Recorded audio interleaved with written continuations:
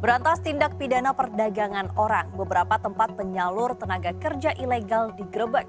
Pemerintah dituntut lebih jeli, tutup celah bagi para sindikat lancarkan aksi.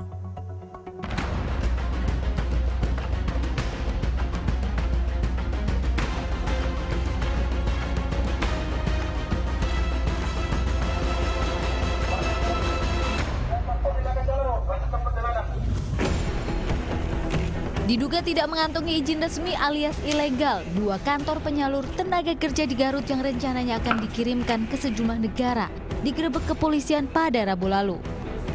Kantor penyalur tenaga kerja ini sudah beroperasi sejak tahun 2016 hingga sekarang. Hasil pemeriksaan tidak ditemukan adanya dokumen izin resmi beroperasinya kantor penyalur tenaga kerja. Calon tenaga kerja juga tidak ditemukan di lokasi penampungan. Namun petugas berhasil mengamankan pasangan suami istri yang merupakan pemilik perusahaan yang disangkakan sebagai pelaku tindak pidana perdagangan orang.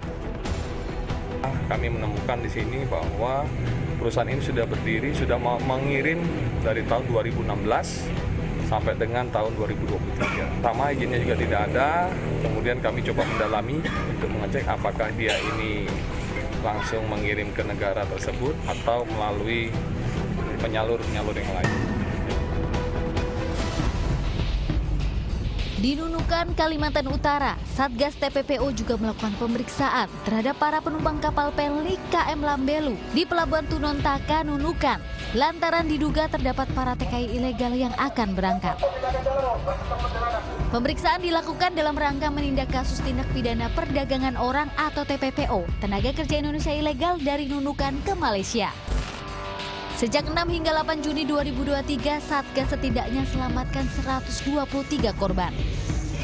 Kalau untuk yang mengumpulnya ada di Malaysia, yang saat ini sedang dari BO. Nah, di sini adalah koordinatornya. Ya, walaupun saat ini kita masih bisa mengamankan 8 kelompok, 9 kelompok 8 orang.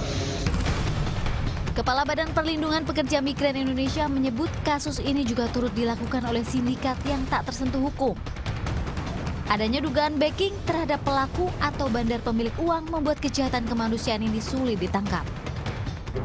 Di depan Presiden dan semua pimpinan kementerian lembaga, saya katakan, Pak Presiden, kenapa kejahatan ini sindikatnya menjadi kelompok yang untouchable, sulit disentuh oleh hukum, karena mereka dibackingi oleh oknum-oknum yang memiliki atributif kekuatan di negara ini. Itu yang saya sampaikan kepada Pak Presiden. Terkait Undang-Undang TPPO yang telah berusia lebih dari 16 tahun, perlu adanya revisi agar sesuai dengan perkembangan zaman. Terlebih saat ini para pelaku telah merambah dunia digital seperti media sosial untuk merekrut para korban. Mengenai digital itu sendiri kan, kejahatan digital di dalam pekerja migran Indonesia ataupun dalam TPPO itu sendiri kan belum terbaca dalam Undang-Undang TPPO ini. Nah, kami harapkan untuk segeralah kita kaji bersama untuk mendorong revisi Undang-Undang TPPO. Ketua BP2MI juga telah berkoordinasi dengan Kapolri untuk memberantas tindak pidana ini. Ia berharap ada upaya penegakan hukum lanjutan untuk melindungi hak para pekerja migran. Tak hanya calonnya saja yang ditangkap, namun juga bandar yang memiliki uang. Tim Liputan melaporkan untuk NET.